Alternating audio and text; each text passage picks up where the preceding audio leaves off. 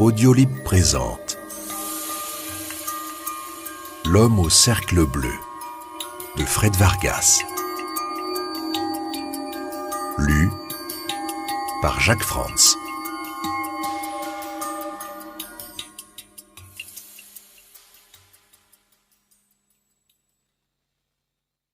Mathilde sortit son agenda et nota « Le type qui est assis à ma gauche se fout de ma gueule ».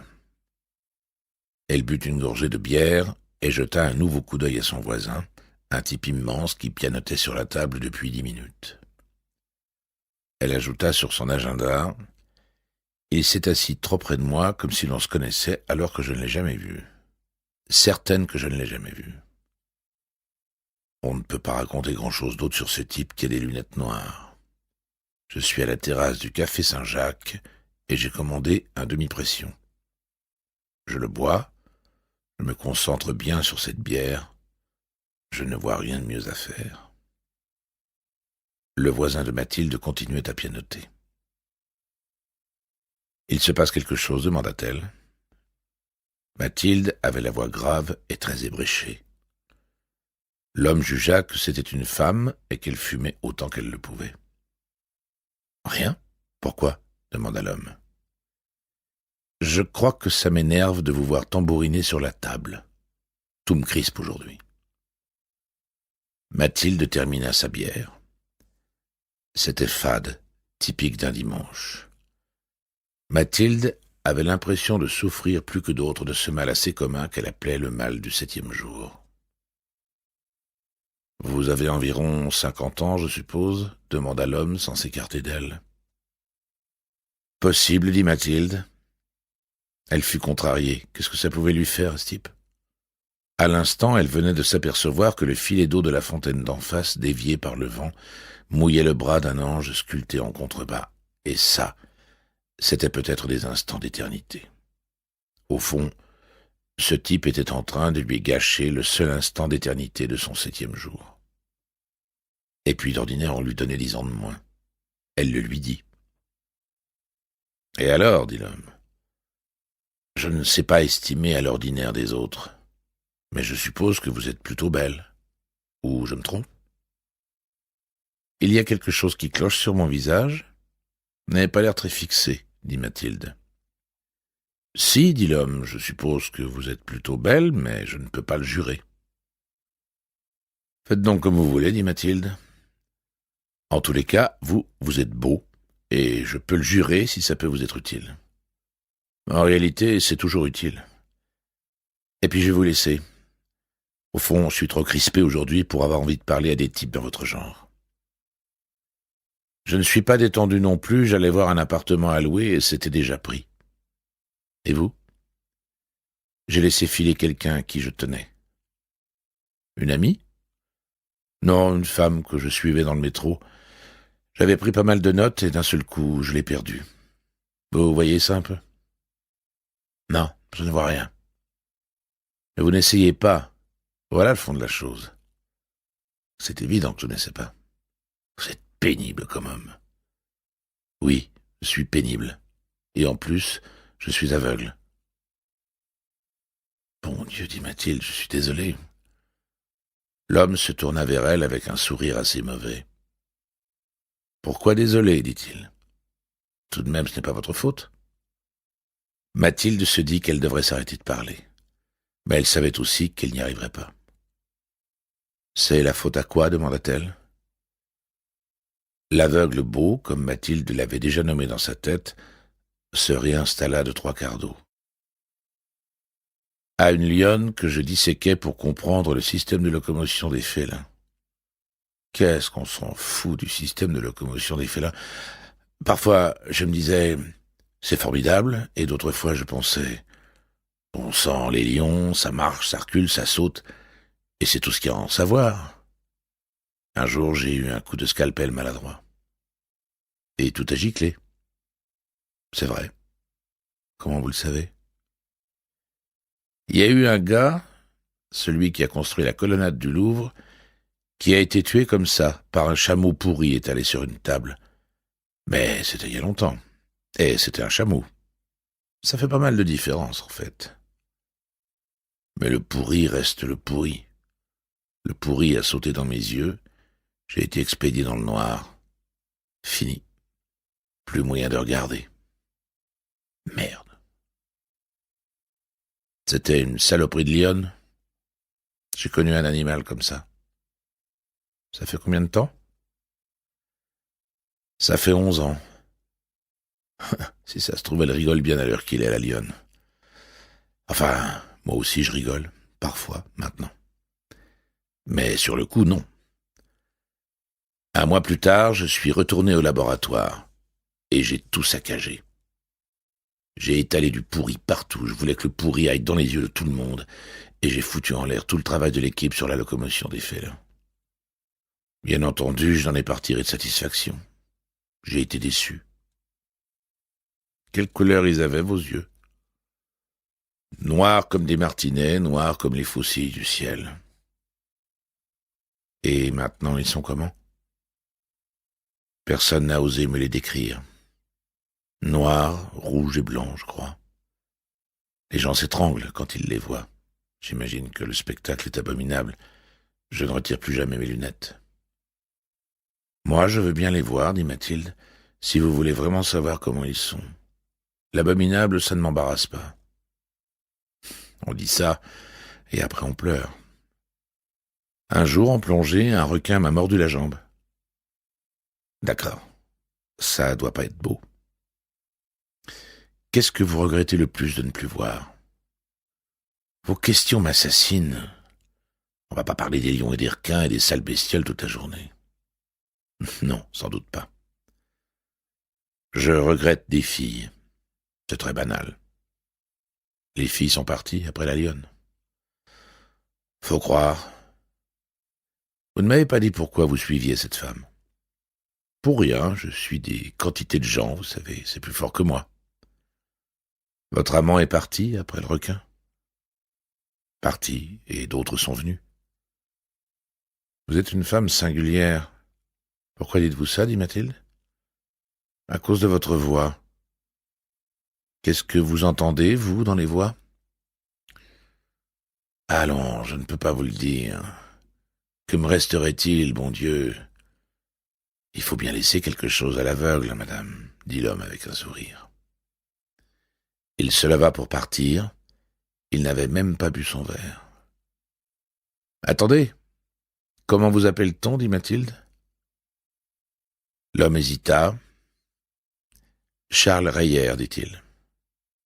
Merci. Je m'appelle Mathilde.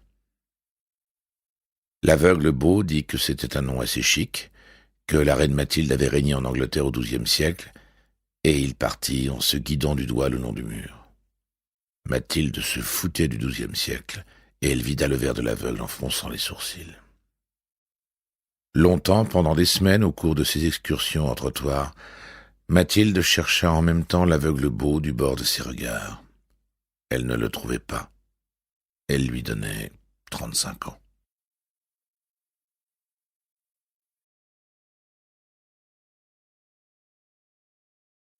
On l'avait nommé commissaire à Paris dans le 5e arrondissement. À pied, il avançait vers son nouveau bureau pour la 12e journée. Heureusement, c'était Paris. C'était la seule ville du pays qu'il pouvait aimer.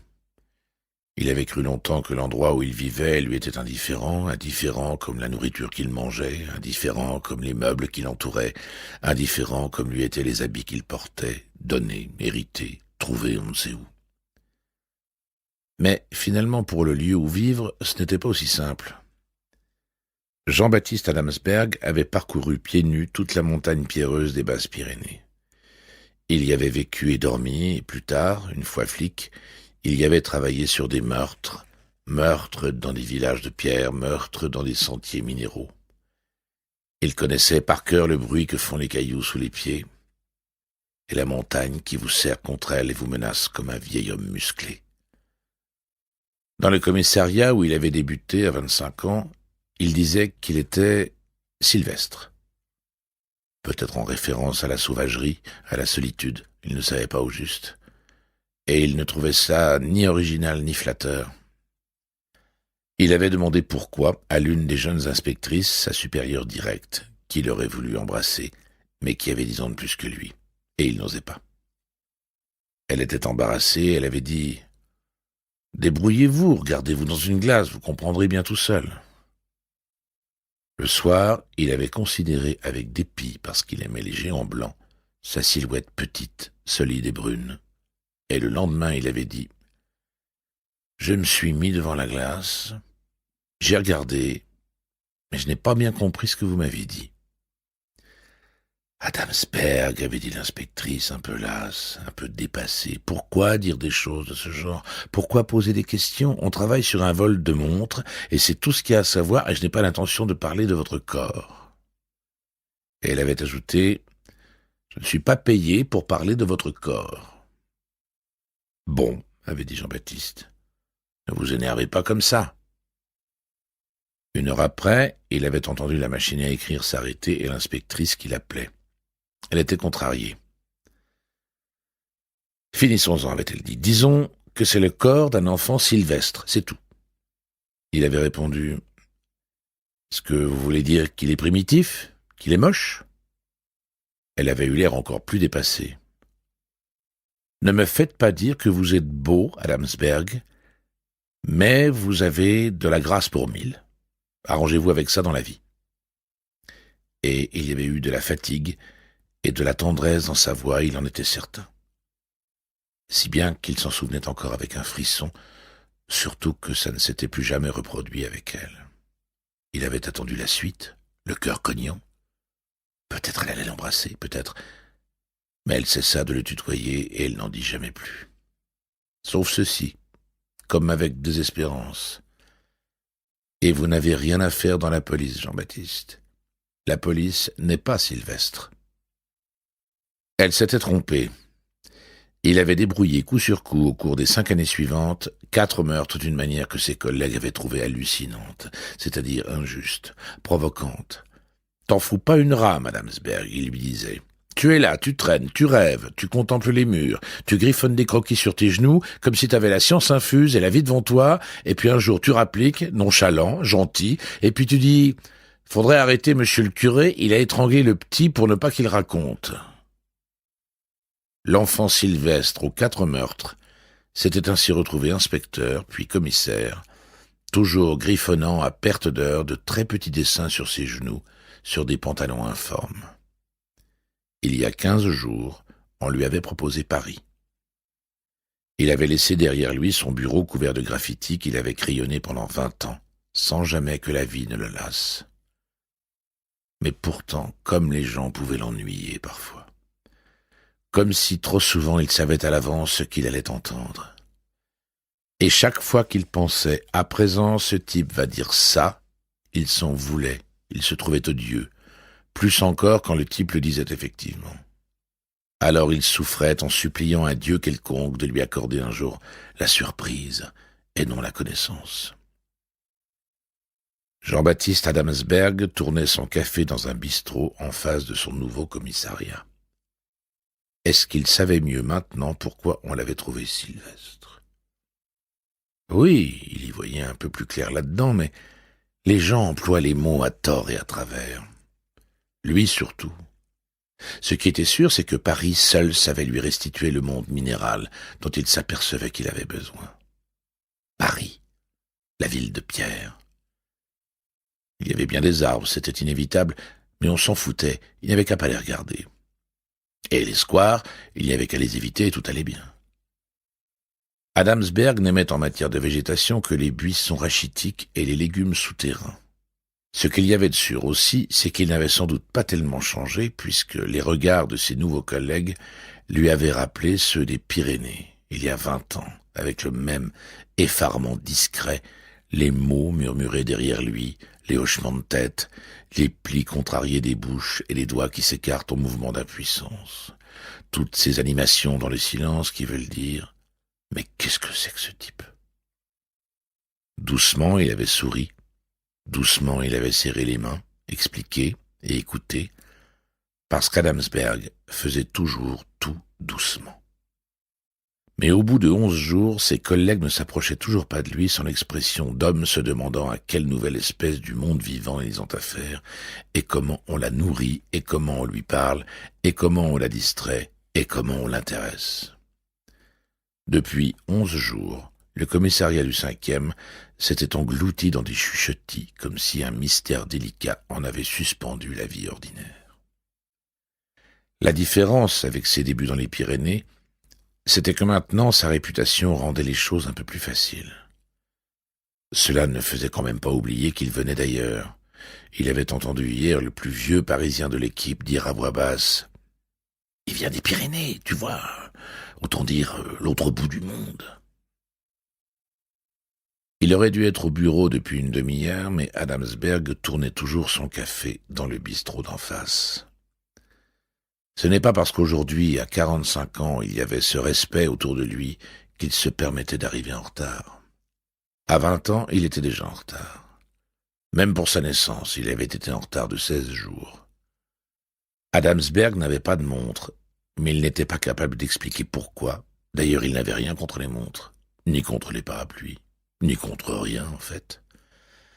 Ce n'était pas qu'il ne voulait faire que ce qu'il désirait, mais c'est qu'il ne savait pas s'efforcer à quelque chose si son humeur y était sur l'instant contraire. Jamais il n'avait su, même quand il souhaitait plaire à la belle inspectrice, même pour elle. On avait dit que le cas d'Adamsberg était désespéré, et c'était parfois son opinion. Mais pas toujours. Et aujourd'hui, son humeur était à tourner un café avec lenteur. Un type s'était fait tuer dans son entrepôt de tissus 3 jours plus tôt. Ses affaires semblaient si crapuleuses que 3 des inspecteurs dépouillaient le fichier de ses clients, certains d'y trouver l'assassin parmi eux. Adamsberg ne s'inquiétait pas trop pour cette affaire depuis qu'il avait vu la famille du mort. Ses inspecteurs cherchaient un client escroqué. Ils avaient même une piste sérieuse. Et lui, il regardait le beau-fils du mort, Patrice Vernoux, un joli type de 23 ans, délicat, romantique. C'est tout ce qu'il faisait, il le regardait.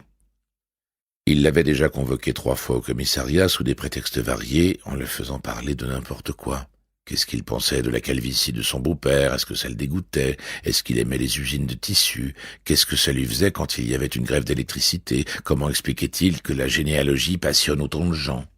La dernière fois, hier, ça s'était passé comme ça. « Est-ce que vous vous trouvez beau ?» avait demandé Adamsberg. Ça m'est difficile de dire non. Vous avez raison. Est-ce que vous pourriez me dire pourquoi je suis ici? Oui, pour votre beau-père, bien sûr. Ça vous agaçait quand même qu'il couche avec votre mère, vous m'avez dit. Le garçon haussait les épaules. Je ne pouvais rien y faire de toute façon, sauf le tuer, mais je ne l'ai pas fait. Mais c'est vrai, ça me levait un peu le cœur. Mon beau-père, c'était une sorte de sanglier avec des poils jusque dans les oreilles. Franchement, ça me dépasse. Ça vous amuserait, vous? Je n'en sais rien. Un jour, j'ai vu ma mère coucher avec un camarade de classe. Pourtant, la pauvre chou, elle était plutôt fidèle. J'ai refermé la porte et je me souviens que la seule chose que j'ai pensée, c'est que le garçon avait un grain de beauté vert dans le dos, mais que peut-être maman ne l'avait pas vu. Je vois pas bien ce que ça a à faire là-dedans, avait grondé le garçon, gêné. Si vous êtes plus brave que moi, c'est votre affaire. Non, mais c'est pas grave. Votre mère, est-ce que vous la trouvez triste? Évidemment. Bon, c'est très bien. N'allez pas trop la voir. Et puis, il avait dit au garçon de partir.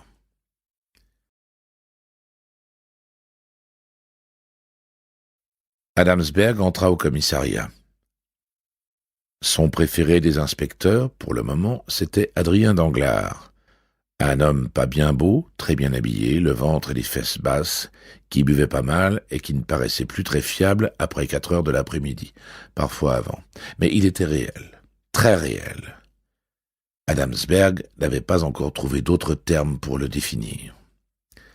Danglars lui avait préparé sur sa table un résumé sur le fichier des clients du marchand de tissus.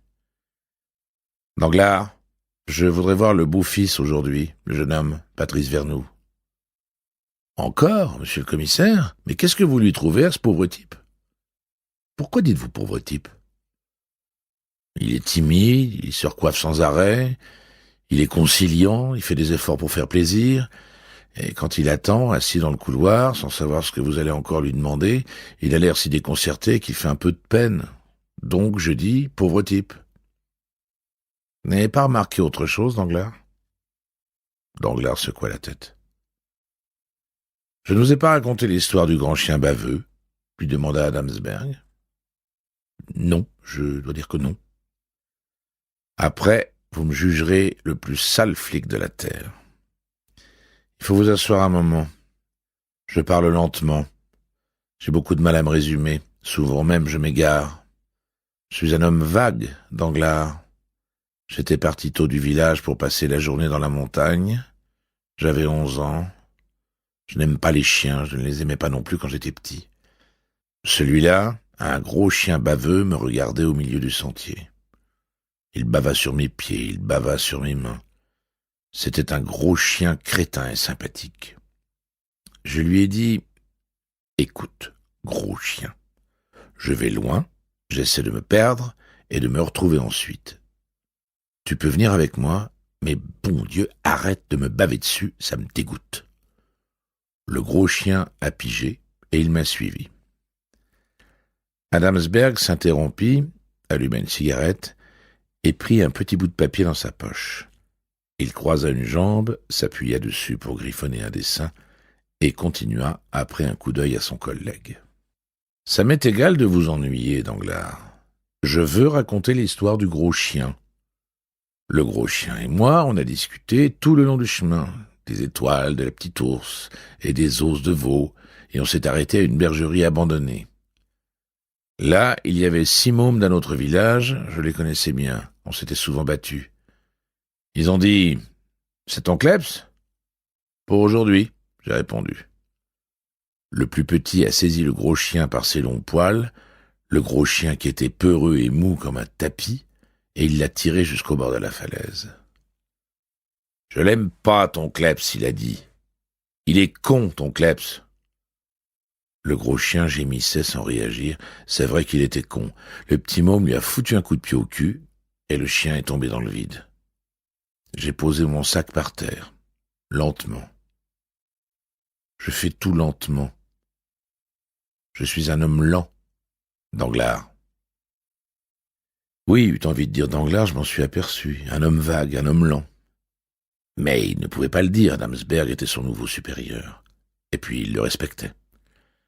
Danglars avait eu vent, comme tout le monde, des principales enquêtes d'Adamsberg, et comme tout le monde, il avait salué le génie du dénouement, chose qui lui paraissait aujourd'hui incompatible avec ce qu'il découvrait de l'homme depuis son arrivée. À présent qu'il le voyait, il était surpris, mais pas seulement par cette lenteur des gestes et de la parole. Il avait d'abord été déçu par ce corps petit, mince et solide, mais pas impressionnant, par la négligence générale du personnage, qui ne s'était même pas présenté à eux à l'heure convenue, et qui avait noué une cravate sur une chemise déformée, fourrée n'importe comment dans son pantalon. Et puis, la séduction avait monté, comme un niveau d'eau. Ça avait commencé par la voix d'Adamsberg. Danglars aimait l'entendre, ça le calmait, ça l'endormait presque. Ça fait comme une caresse, avait dit Florence.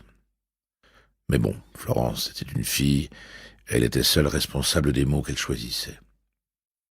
Castro avait gueulé. Ne dis pas qu'il est beau. Florence avait eu l'air perplexe. Attends, faut que je réfléchisse, avait-elle répondu. Florence disait toujours ça.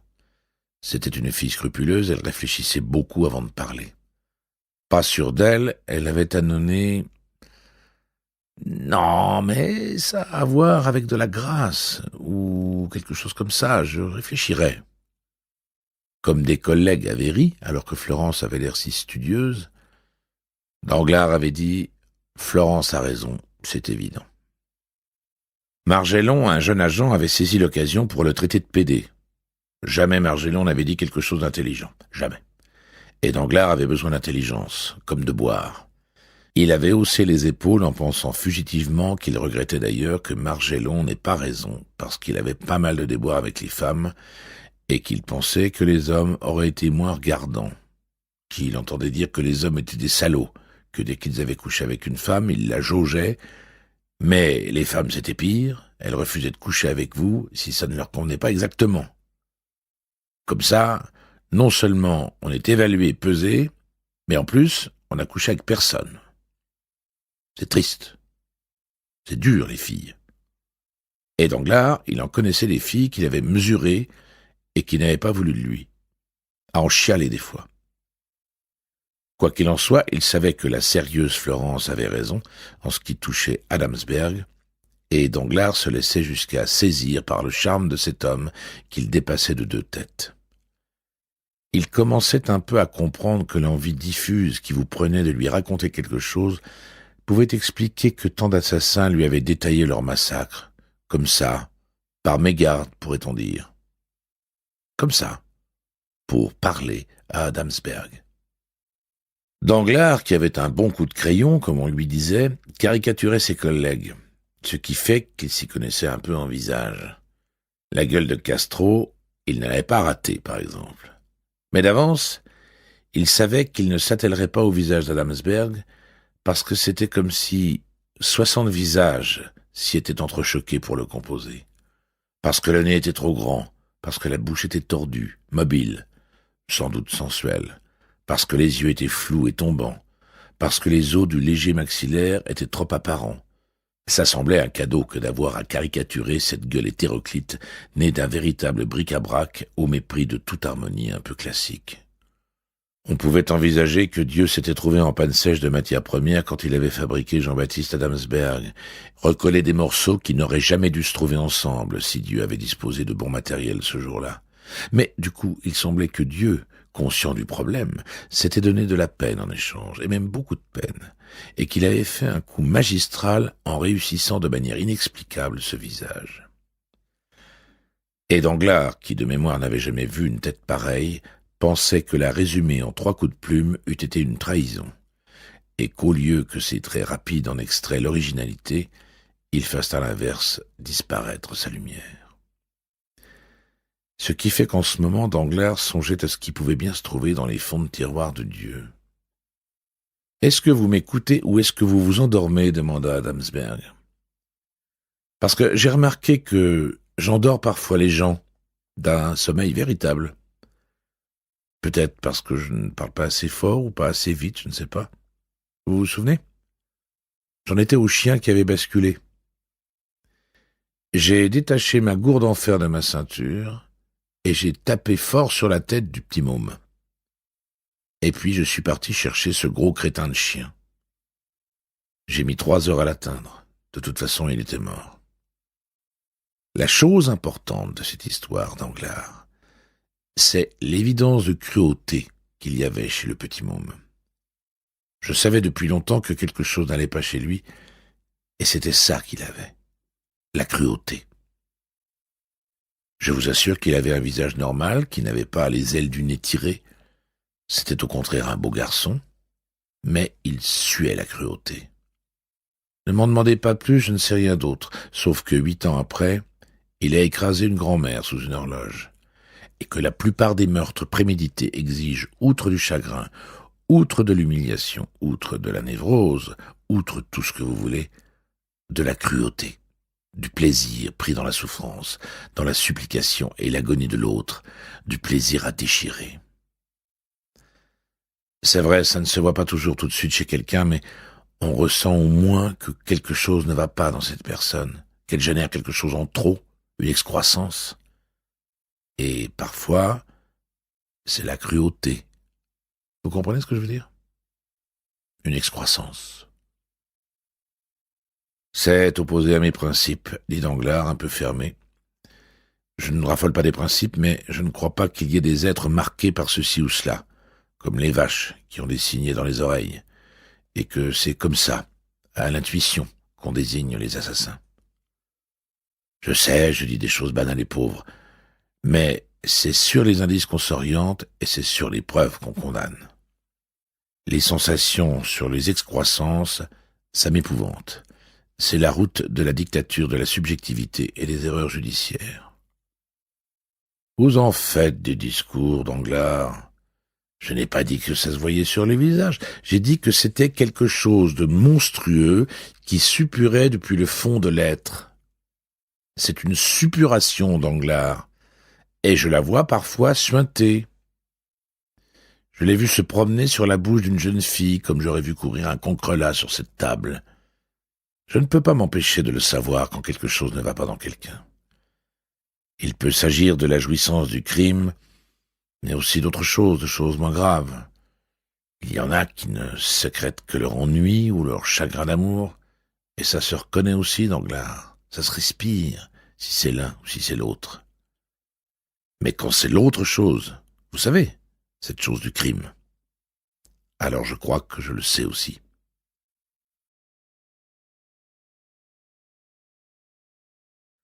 Danglars leva la tête et son corps était moins mou que d'habitude.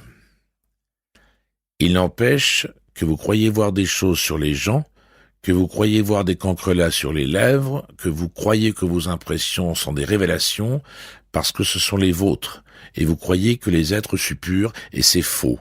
La vérité, qui est elle aussi pauvre et banale, c'est que tous les hommes sont haineux, comme ils sont chevelus, et qu'ils peuvent tous rater une marche et tuer. J'en suis certain. Tous les hommes peuvent violer et tuer, et toutes les femmes peuvent couper des jambes, comme celle de la rue Gay-Lussac le mois dernier.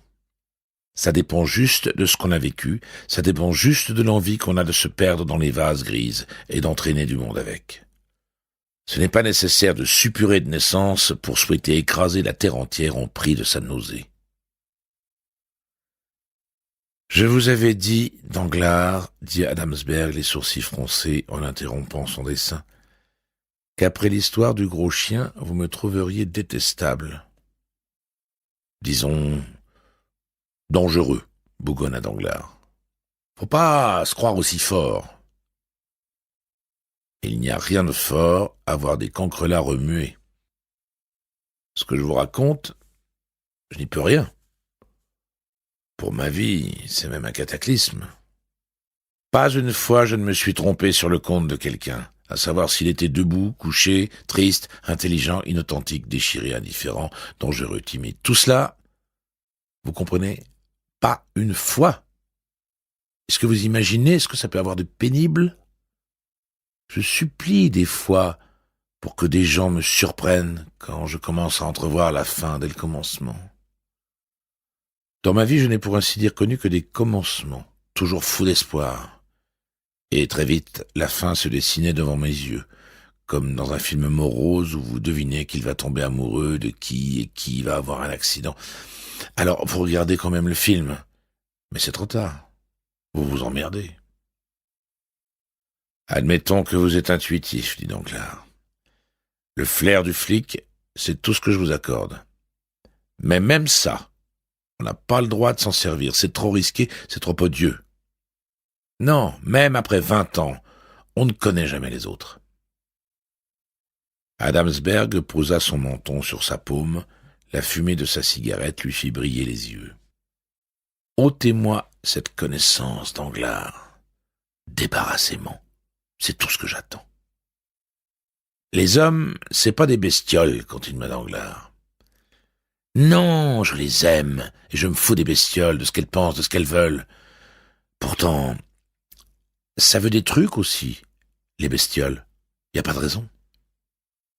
C'est vrai, admit Danglars. Avez-vous commis une erreur judiciaire, Danglars ? Vous avez lu mon dossier, dit Danglars en regardant de côté Adamsberg qui fumait et crayonnait. Si je vous dis que non, vous allez me reprocher de jouer au magicien, et pourtant, je ne l'ai pas lu. Qu'est-ce qui s'était passé ? Une jeune fille.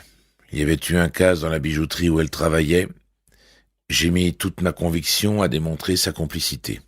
C'était évident, justement. Ses manières, ses dissimulations, ses perversités. Enfin, mon flair de flic, hein ? Elle a pris 3 ans et elle s'est tuée 2 mois après dans sa cellule d'une manière assez horrible. Mais elle n'y était pour rien dans le casse. On l'a su très peu de jours après. Alors moi, maintenant, l'intuition de merde et vos cancrelats de merde sur les bouches des jeunes filles, c'est fini. À dater de ce jour, j'ai troqué les subtilités et les intimes convictions contre les indécisions et les banalités publiques. Danglars se leva. « Attendez, dit Adamsberg. Le beau-fils vers nous. N'oubliez pas de le convoquer. » Adamsberg marqua une pause. Il était embarrassé. Sa décision tombait mal après ce genre de discussion. Il poursuivit un ton plus bas. « Et puis, placez-le en garde à vue. »« Ce n'est pas sérieux, commissaire, dit Danglars. » Adamsberg attrapa sa lèvre inférieure avec ses dents. Sa petite amie le protège. Je suis certain qu'ils n'étaient pas ensemble au restaurant le soir du meurtre, même si leurs deux versions concordent. Questionnez-les encore l'un après l'autre. Combien de temps s'est écoulé entre le premier plat et le deuxième plat? Est-ce qu'un guitariste est venu jouer quelque chose dans la salle? Où la bouteille de vin était-elle posée sur la table, à droite, à gauche? Quel vin? Quelle forme avaient les verres? Quelle couleur avait la nappe? Ainsi de suite, jusqu'à perte de détails. Ils se couperont, vous verrez. Et puis, dressez l'inventaire des paires de chaussures du garçon. Renseignez-vous auprès de la femme de ménage que lui paie sa mère. Il doit en manquer une paire, celle qu'il portait le soir du meurtre, parce que le terrain est boueux autour de l'entrepôt à cause du chantier de travaux publics à côté, qui extrait une argile collante comme du mastic. Il n'est pas sot, le jeune homme. Il a dû s'en débarrasser. Faites toujours chercher dans les égouts près de son domicile, il a pu parcourir les derniers mètres en chaussettes entre la bouche d'égout et sa porte.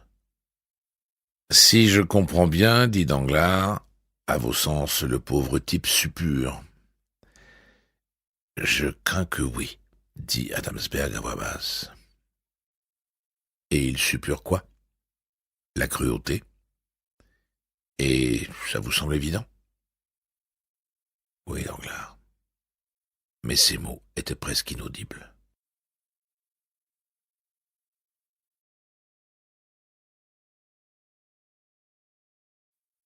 Après le départ de l'inspecteur, Adamsberg attrapa la pile de journaux qu'on lui avait préparés.